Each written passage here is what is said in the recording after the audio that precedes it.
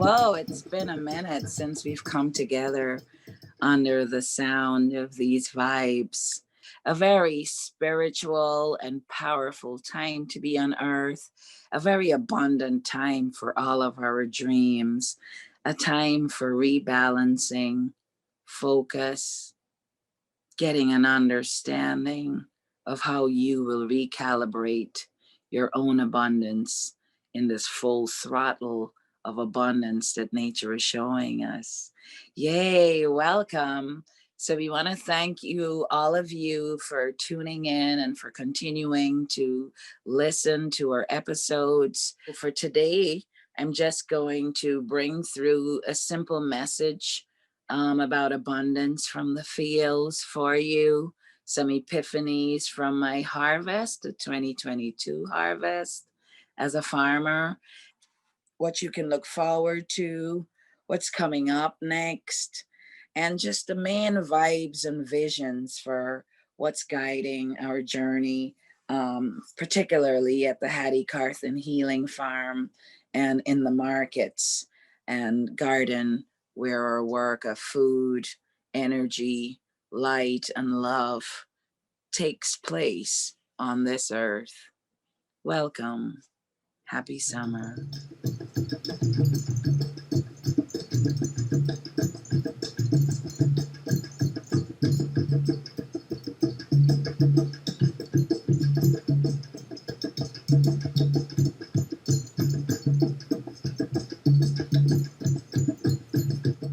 And I think maybe we could start off by just telling people a little bit about your journey to food, light, energy, love, and how you got here to this place. And I think that would be an interesting thing that we haven't really heard about yet in the podcast.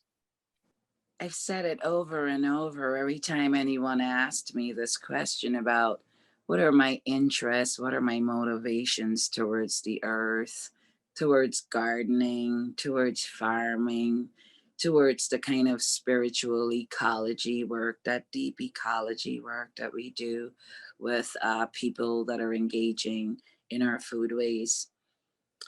My preparation for this was just a lifetime of lessons that were coming from the earth itself.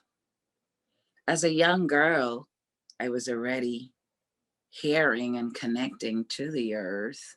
I was already feeling that these are my family and that these are my relations. I was already in love with the trees. But somehow, just like many of us that might be listening today, we think of the things of our youth as somehow folly or fickle. But I see youth as such a potent, vibrant time. And that also is my motivation for working with youth. It's so fresh. It's so pure. It's so raw. It's so wise. It's so unfiltered. It's so awesome. And so I've been carrying that energy for as long as I know myself, which is mostly questioning. And my name starts with a Y, right? So my name is Yanni. My grandmother always called me Yanni. And I always ask questions, why this, why that? And that went on way into my adult life. Why does this work that way? Why is this? Why is this? And so, as a girl and being raised and mostly like Guyanese families, my roots hail from South America. I've been transplanted to these here North Americas. But my point is, most of it is about patriarchy and about boys and about men. Women are mostly expected to take domestic positions. If you're incredibly smart, and they thought I was incredibly smart, I guess it was because of all of my questioning and musical abilities. Um, then it would be that you would need to be a lawyer or a doctor or a judge or a magistrate or any of these things. And those were all hopes that I would be. Um, but my awareness was like keenly earth based, earth centered. I was really intrigued mostly by these relations. So many of us have awakenings all along life, and these are conversations that I also have with our youths when they talk about the day that they woke up. And I pointed out to them that each of us has various awakenings. Like one awakening might lead to another awakening 5 years later, might lead to a higher level of the same awakening 10 years later. It certainly is a spiral maze that we are maneuvering. And so, although we can point to one or two or three things, I would say that all of the lessons and awakenings that have been given to me from the day I was born has prepared me to be operating in the capacity that I am operating in today, and to anchor in that divine feminine energy within our geographies for the rebalancing of power on the earth. So I've studied so many things. I wouldn't even go into how many things you might have studied, but my greatest awakenings happened musically, I believe. I believe that it was the time spent in the portals with the drums and the other instruments over a number of years that sort of opened up or expanded my consciousness or ways of knowing about many different things that most people have not thought deeply about. A lot of this work began with rebalancing feminine and with healing the feminine and with trying to understand what is a woman. And there were years of my life where I was even trying to understand what the Bible said about Eve and why she was the one to bear the brunt of things. And then when I understood who Mary Magdalene was, I was just equally fascinated about all the characters in the Bible. I felt like I knew these cats somehow. I felt like these stories were familiar, like in a bigger memory, but I also could feel like how many parts had been changed and re-narrated, I would say. There's always fascinated and looking like skimming the whole Bible, even in some years, to find powerful women or where examples of women in power. And then I bucked up on like Ruth and Naomi, and those were like my favorite women, like Boaz's mother-in-law. Yeah, And Ruth is amazing. yeah, and Ruth, and those were my favorite women in the whole world. But throughout my life, I think I was searching for women in power and how,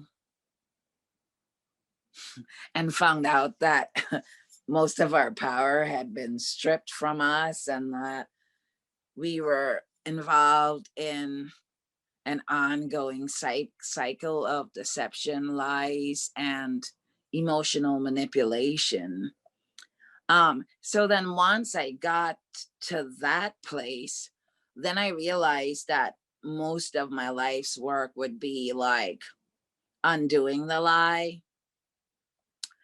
And so undoing the lie in a macro would mean undoing your own lie. You'd first have to undo your own personal lie to address how the macro has conjured the lie.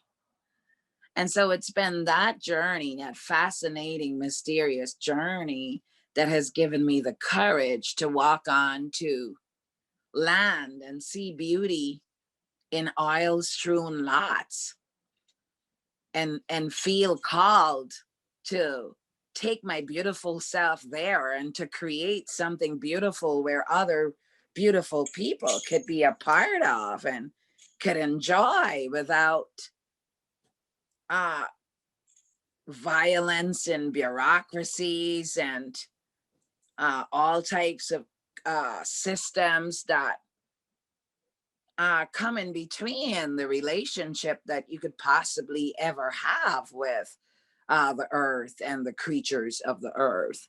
And so that became my work. I am not so sure that it was like conscious. Most of it had to be in my subconscious realm and in the unconscious realm. I had to be working on this same issue in all levels of my consciousness. And indeed, I was. How does that process work for you to sort of incorporate all those levels into that kind of work? And I think that's really, you've really explained. It's very interesting how, the healing and using your own power to create a space for community. So what were some of the steps along the way as you did that work? And so psychology fools us, these are like the more modern sciences that people take for the Bible as like truth. So all of those scientific reductionist theories and sciences that indicate like separation as a way of understanding deeper could be deeply complicating and misleading and taking you off of your destiny. So I've always been kind of holistic, and everything was all connected to me. I'm an intersectional being, and I knew that all my life. I really was aware that I am able to talk to the trees because I told them all the issues that I had at home. I was aware, and we each need to be in that space so that we can manifest not just for ourselves. I wasn't also trying to like manifest a job for me. That was really easy. I wasn't also trying to like manifest like buying a car. That was not my goal. I was trying to manifest a community of people who would be enlightened and liberated and autonomous and abundant, just like the summer, just abundant and makers of things and thought leaders and vibrant beings who would be walking oracles within the system themselves. Yeah. How does that come together to work with your work sort of counterbalancing or balancing against patriarchy and thinking about that and what you do to create spaces that are free from patriarchy?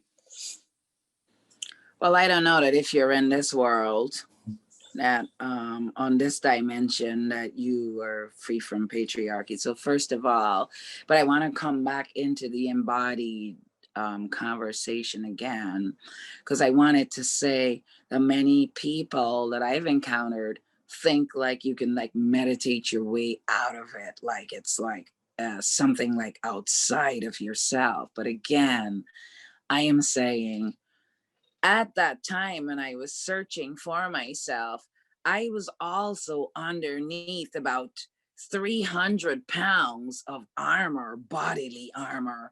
And this armor was all to fight patriarchy. And what was me is still being on earth. It's a golden spark. It's a luminary spirit on the bottom. But under all of that was all of the armor, all of the programs, and all of the things that I kept on to feel safe or to protect me. So if you're now listening to me and following along, and my voice has the information for your soul, if this pertains to you, then I want to tell you to take off your armor and take it off gently and slowly. And so the work on the ground really, really helped me to take off my armor, because many of us will overeat and will hide ourselves beneath layers of fat and beneath layers of superficiality, beneath layers of addiction. Also, addictions can also hold you out of your power for a very long time, be it sexual addictions, be it any kind of addictions, food addictions, any kind of addictions, personality addictions, any of those could hold you out of your power. But there came a time where it was like I had to choose life. It was like life or death. It was kind of crossroad. It was like, are you going to hold on to all these shame-based behaviors? And I'm feeling like I'm at that crossroads again, by the way, because I'm getting ready to move on into a few more levels. Remove this shame, remove this toxicity, remove this redundancy and all the players and actors that are connected to those, and find yourself. So I feel it's more like sculpting. It's like layers and layers and chiseling them off.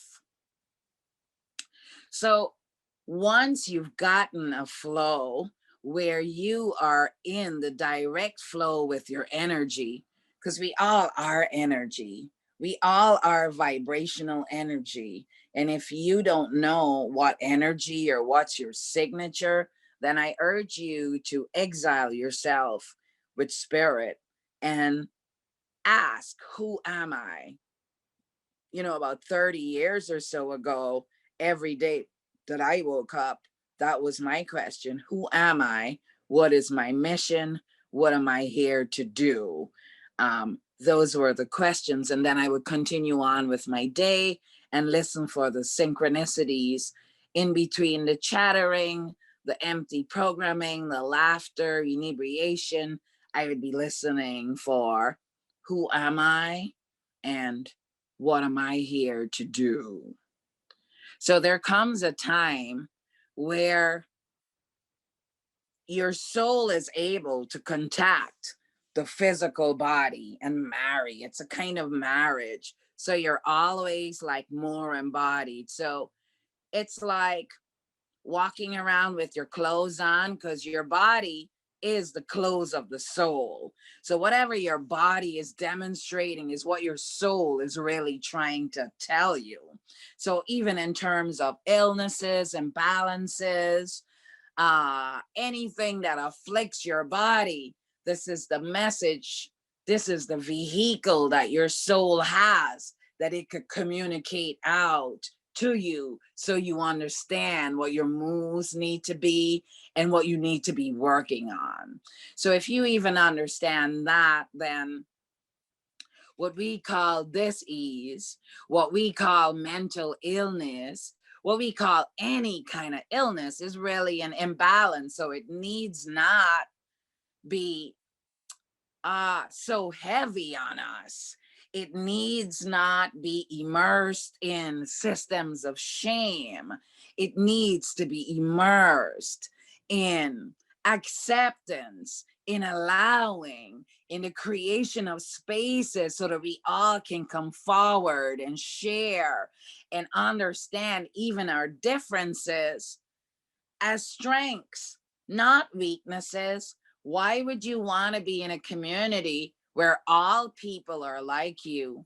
And now where I'm going, because you framed your question in terms of women and men, but the rebalancing that has to be done in terms of the divine feminine, the anima, that has to be done in all people, not just women. So why does my work address primarily women? Because I was born, I am embodied as female, but I am certainly carrying out all various roles that could be demonstrated on this earth.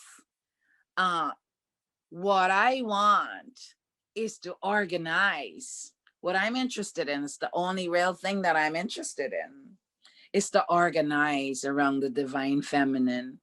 Is about bringing back circles so that they are normal, not squares and borders and things that divide us, not outreach, but inreach, not differences, but differences as a strength. And my tribe is the rainbow tribe. I've received really clear instructions. So definitely this is a large scheme that is evolving on the earth, that is of all colors, all persuasions and intersections. And we will hold each other under this highest law called love, because there's nothing else like it.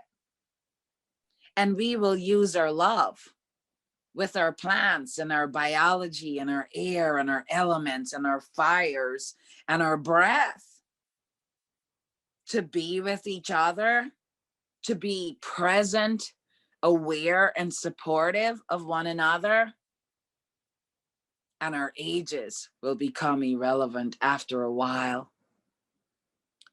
That when someone looks in the face of an elder and they see those wrinkles, that those are the badges and the testament of our journey and of our time. And that we can look into the eyes of our children and see the elders there also waiting to blossom, waiting for acceptance, waiting to emerge, just like nature emerges.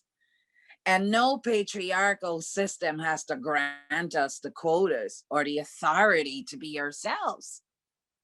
Diversity is just really allowing what is already here to emerge and broadcast. Is by not using your systems of control to silence us. Allow what's already here. No trickery, no quotas, no false agendas, no corporate concentration. Not the same man who sells the poison sells the healthy water. Not that. So this rebalancing that the earth is coming and bringing around is asking us to, first of all, get in touch with our emotion. But you cannot get to authenticity by being focused on the fake caste system that relegates you powerless and that has to set the frame by which you must be understood. No, we will not get there in that way. So what we are looking at now is rebalancing for all peoples, all communities must re-examine themselves. And at this time, what we have birthed in the Hattie Carthan Foodways now, that will bring the herbal allies.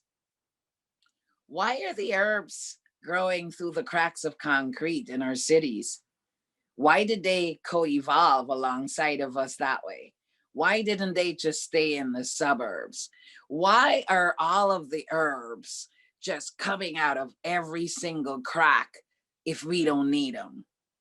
If you have eyes to see communities that are more than skyscrapers and doctors and lawyers, if your eyes are open to understand that we are all connected and involved in a community, and that includes the bacteria in my gut and in your gut, the trillions of bacteria that you ignore every day, that are primarily responsible for whether you will be alive or not. If you continue to just fixate on a caste, a patriarchal caste system that denies us humanity, you will never arrive at the space or in the vortex of what we are discussing here today. But we love you anyway. And so I want to sort of encourage you and tell you to take your own body seriously. The herbs, your vegetables, they made this word called ingredients. It's such a terrible ingredients, kind of like doesn't let you understand your food as love, light, and energy, y'all. You know, commodities and great, all these far-fetched, flossy, flowery, deceptive languages. You know, we need to embody. And to embody is real clear. These Latin things, it's not that fancy. Means in, so it means in body. If you want to be embodied, mean fully aware, alive, and liberated within your body as a free entity, then you will want to understand the herbs. You will want to understand breath. You will want to work with the fungi. You will want to be involved in composting. You will want to create. You will want to attune foods. You will want to cook with essential oils, perhaps. You will want to do things in a much different, more bolder, more vibrant way. And that's what the herbs are offering us. It's just, don't oversalt your food. You don't have to. Don't use that dead salt on your food. You're making yourself sick, and you're also retaining water in your body. Don't use that dead salt. You may want to incorporate herbs. You may want to lean on dandelion for your liver.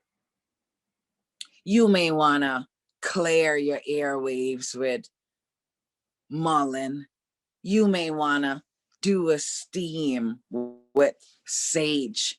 You may want to use thyme to make some cough medicine to free up your respiratory system. You may want to juice your ginger to make your belly strong. You may want to wash your face with rose petals like Cleopatra and Nefertiti and the great queens of the past. Why did they use the spices and the herbs in their beauty? And their understandings of beauty was not like ours. And so we are offering it to you and inviting you to come in to understand it. We're using all of our arts to get to our visual friends, to draw our community based on our vibration. Based on our vibration is how we will draw community. And that is a universal law. Vibrationally speaking, you will attract to you those that are mirroring your life experience. So that's how we draw our community and what we need vibrationally. All right. So the more you get rid of your armor, the more you address your shame, the more you address your ancestral shames and traumas, the lighter you will be. And what we know from the Book of the Dead is that your soul should be as light as a feather when you leave. Your soul should be as light as a feather. Free up yourself. Don't bog down yourself in materialism and things. Don't overfeed yourself. You're overworking your gastric system. You want to eat light. You want to stay light. You want to have balance. You want to tread lightly on the earth. You want to eat fresh. sometimes raw.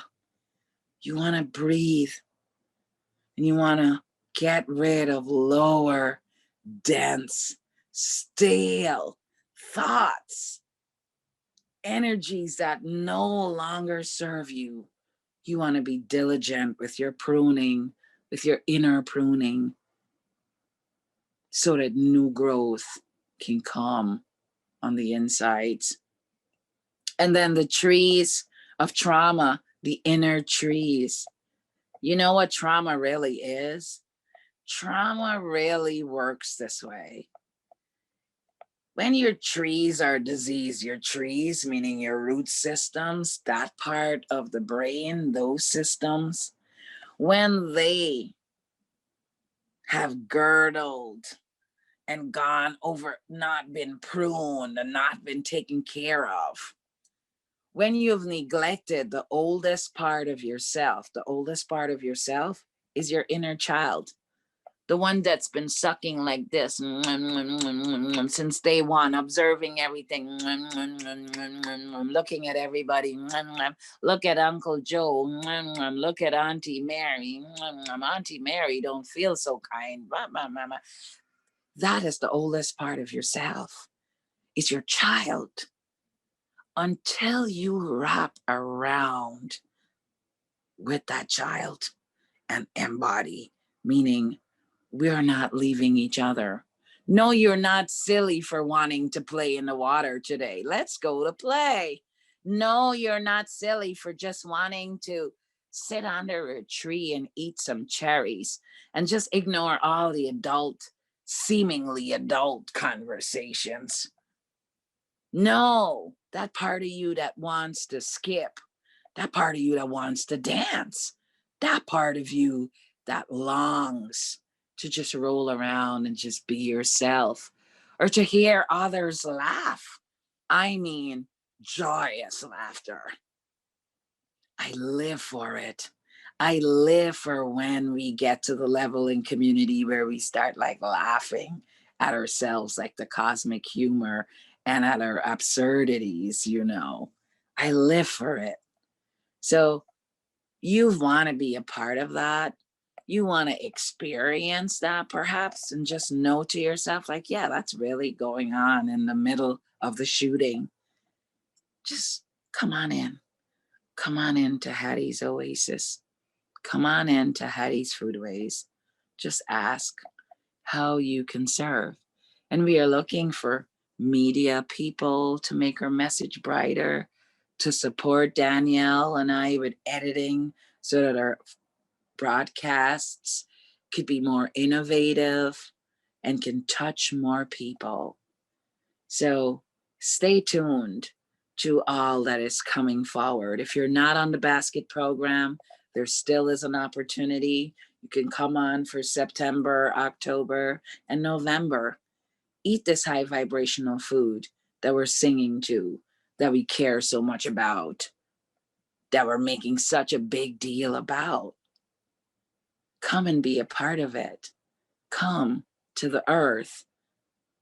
You're not coming to a human, you're coming to the earth for the opportunity to just be, to just lay bare, to just find yourself, to just chisel yourself out of the trash, to just stop the noisy chatter and breathe. So we welcome summer. I remind you to go through the Lion's Gate. The portal is open for your manifestation and your brightest intentions. Ditch the lower chatter. Ditch the shame-based conversations.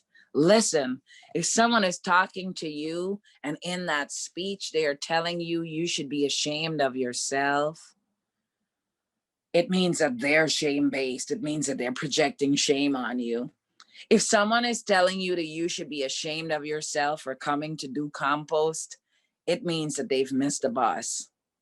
If someone is telling you you should be ashamed of yourself for learning how to breathe and for releasing old, morbid genetic patterns that might be embedded in your energy fields, it means that they belong to the old paradigm, the one that's falling.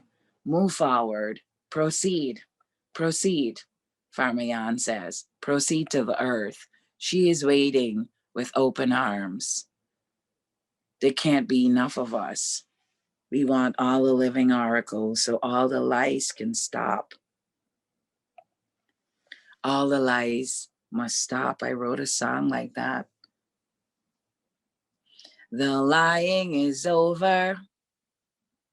Illusions are gone. The barriers are broken. Let new consciousness come. Let new consciousness come. Let new consciousness come. Let new consciousness come.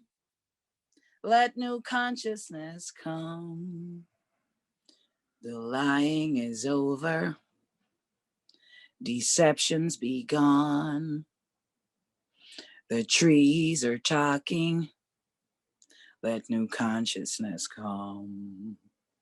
Let new consciousness come. Let new consciousness come. Let new consciousness come.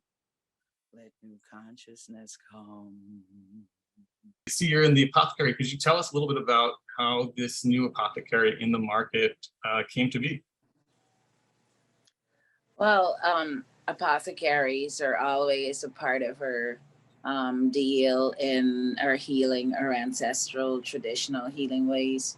And so the Hattie Carthan Foodways have had a traditional apothecary that's a yonic space on the Van Buren Healing Farm since 2012.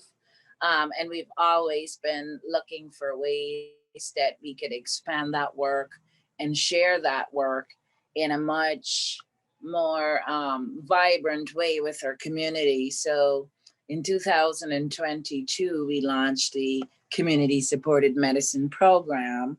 And so for those of you, to our listeners that are not familiar with this program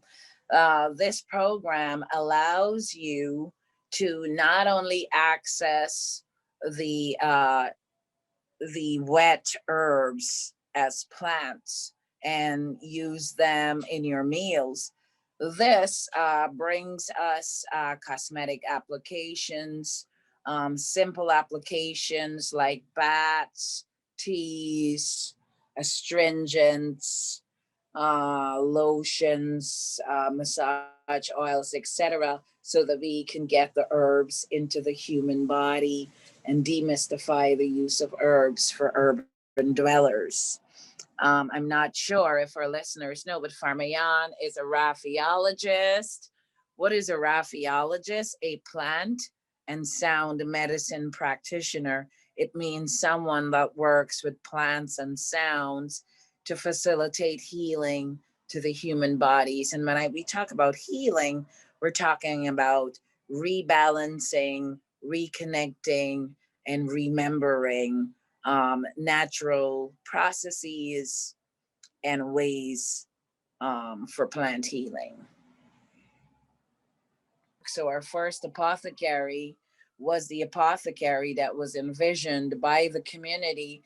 And then the second apothecary is simply a rebirthing of, or an extension of the first apothecary that was built in 2012.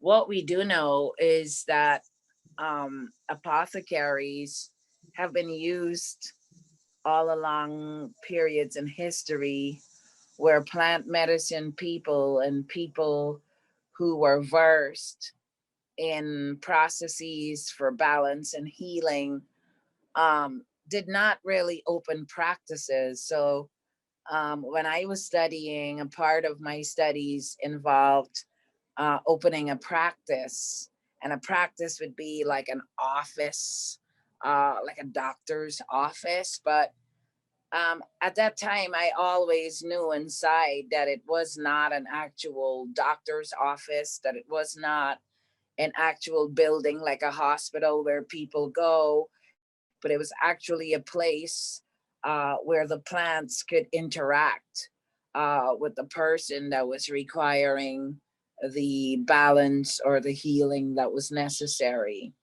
So our main considerations for the space is that it be yonic sort of structure, that the healing symbols and attunements are present so that people can access the elemental energies of the actual ground space.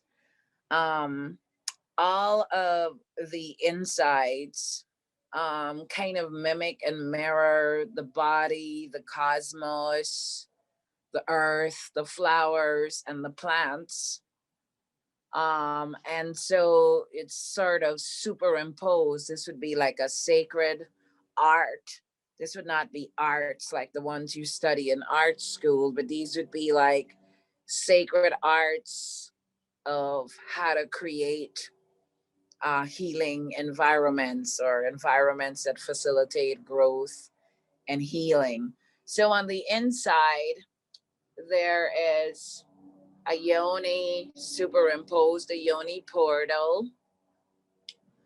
There are various herbs like yarrow, like mugwort, that are used in womb healing and in healing the body. And there is a thatch bonnet that keeps the apothecary cool so that the direct sun is not beaming down on the apothecary. And so how the apothecary is framed is that it overlooks the actual market space, and the trees and the backgrounds from the trees are also imprinting as shadows on the wall that can affect the person's psyche and their ability to heal. It's a real cool space. All around the apothecary are thousands of seashells and sand. Seashells that have been picked up from people's personal journeys. Some elders gifted me their seashells. I have all types of conches, oysters, and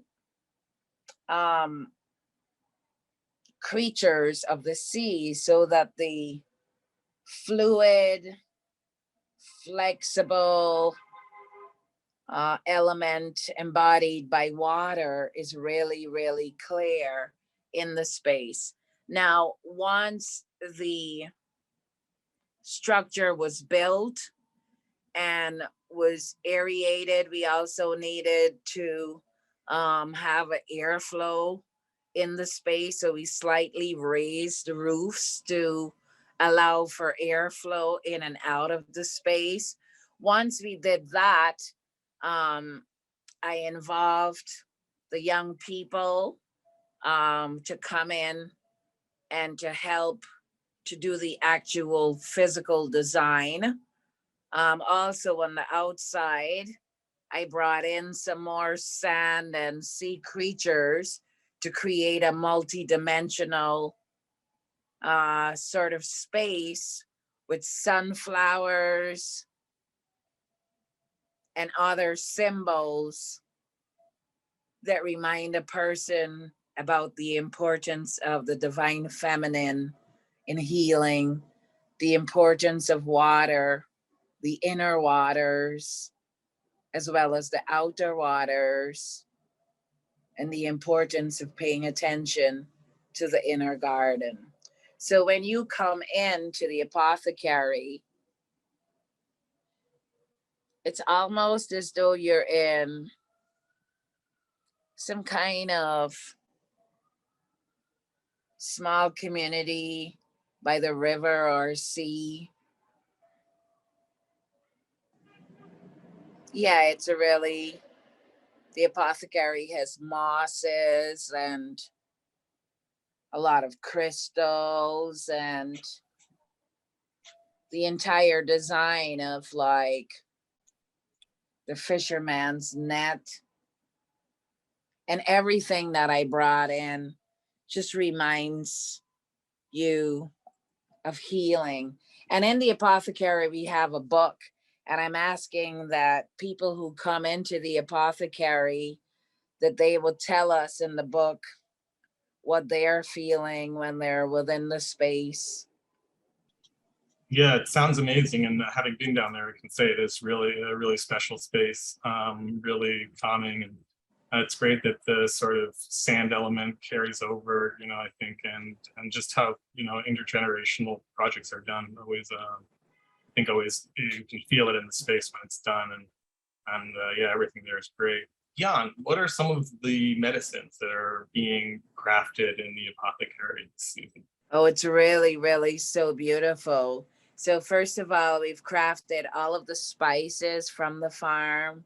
So we have the rosemary spice, the lavender spice, the sages, the bee balm. We have a lot of feverfew that's coming out. We also have Hattie Carthan garlic that will be used in a garlic jelly that we will bring in. We have a lot of soaking salts. I have my chest opener salt, which would be the salt that helps people with breathing. If you've got short breath, or you're panting for breath, or you're suffering from a bad case of long COVID, or feeling dizzy or nauseous or faint, I crafted this wonderful Himalayan salt with Hattie Carthan sage, eucalyptus, and lemongrass. And that is so wonderful. I also crafted a beautiful skin softener and skin tonifying salt. That's for just like, you want to just take a nice long soak. Maybe you've lost some people in the pandemic. Maybe you're still grieving the loss of a mom, a dad, an ex-lover. Maybe you haven't even spoken with anyone about the fact that you're randomly breaking into tears, or can't control your emotions, or are crying.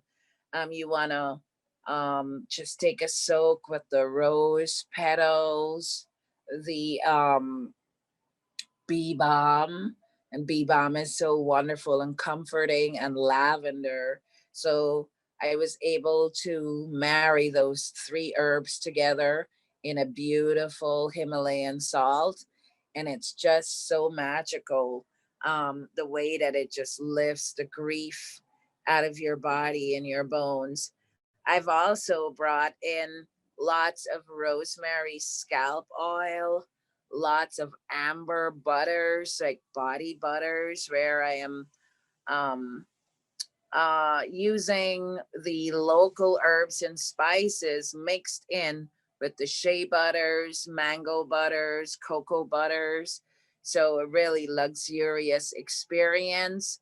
Then there's the face food, and that again is witch hazel and bee balm. It's like, when you go to the beach, or you're going to be out for long periods, you just take this spritzer and spray it on your face, and it just like keeps your face nice and tonified. It gives you a kind of protection against the sun rays. Yeah, then there's our usual red clovers, are now dried and are here for teas and for women and their personal needs. We have sages that are burning sages. We even have journals and pens to encourage you to just like slow down, um, pen your thoughts, pen what your body is feeling, make your reflections. Then there's a lot of yoni steams. There are hair foods. There's a burdock hair root food that's also in the apothecary. There's so much, but the beautiful oils. I made Sunny and Botanica yesterday. So Sunny is a sunflower oil that really is so beautiful and very fresh and very vibrant. And then the botanical oil basically has neroli flowers there. The botanical oil has basil, mint, so it's really coming out smelling like a fresh green fragrance that you've never smelled in a perfume. Then there's fennel. There's everything that you need for your health. There's mint. There is just so much here for all of us. There's oat straw. There's moringa. There's a brand new basil fresh lotion that I've made. I crafted the lotion with skim milk and our eggs, and the basil leaves are in that lotion. So yeah, you really have to come in. And so we also have tools for you, tools like grinders, for example, your pilons, where you can, your mortar and pestles, where you can break down your own herbs and make your own powders and your own products. Wow, that's a lot of stuff. As I'm not surprised to hear, of course, because there are always a tremendous amount of incredible and useful offerings at the market. So abundance, abundance is all. And that's what the herbs are about. It's about abundance, abundance, abundance. You have lavender face masks. You have under eye masks. You have lip toners if you want to condition your lips and make them kissable again. that's always It's nice. just beautiful. Yes. Great. Well, thanks so much for talking about the apothecary, and hopefully people will make it down there. That would be great. Yes, we are hoping so. We're hoping that people would begin to come in, slow down, get an herbal beverage, understand their health and balance their health holistically, understanding that even socializing has a medical benefit to your health and your heart, that being around others, all of those activities are strongly encouraged so that we are not isolating and retreating into the periphery of ourselves. Absolutely. So important to stay connected. So yeah, that's great. We will raise a new mural dedicated to Hattie Carthan and the environmental sheroes that have contributed to Bedford-Stuyvesant and to the African diaspora in particular. We will raise these out of the ground so that they will overlook the farm, and forever we will be saying, no more erasures, no more historic erasures for Black females who have contributed to land, to these United States, to New York City. No more erasures, no more silencing of our women and their work, no more placing us in the back seat while you whitewash our words, our work, our life story, our vision. No more erasures. So you will see an open invitation and call to be a part of the community mural that will be dedicated to the feminine sheroes that contributed to agriculture, that contributed to life as we know it, that contributed to this great Turtle Island where we are. And so I want to say thank you, Mr. Goodman, for interviewing me today and for asking me these deep, insightful questions and for causing me to share even more of myself with others so that we could better be understood. If you're out there and are feeling called by our words, by your vision, by when you come to the land, what you feel, by your food, by the urgency you feel in your belly. We ask you to come forward and take a stand for Hattie's land. Be with us, provide your time, provide your gifts. If you're an artist, it's going to be an arts collective. We're going to do it as a community, sacred community project. No one has funded this project. Farmer Jan has gone through the ethers, shaking her collection plate so that we can find the funds to raise this up, to say no more erasures, no more erasures for women. No, we are the artists. The art that we are weaving is how we as a people continue to survive. That in itself is an art.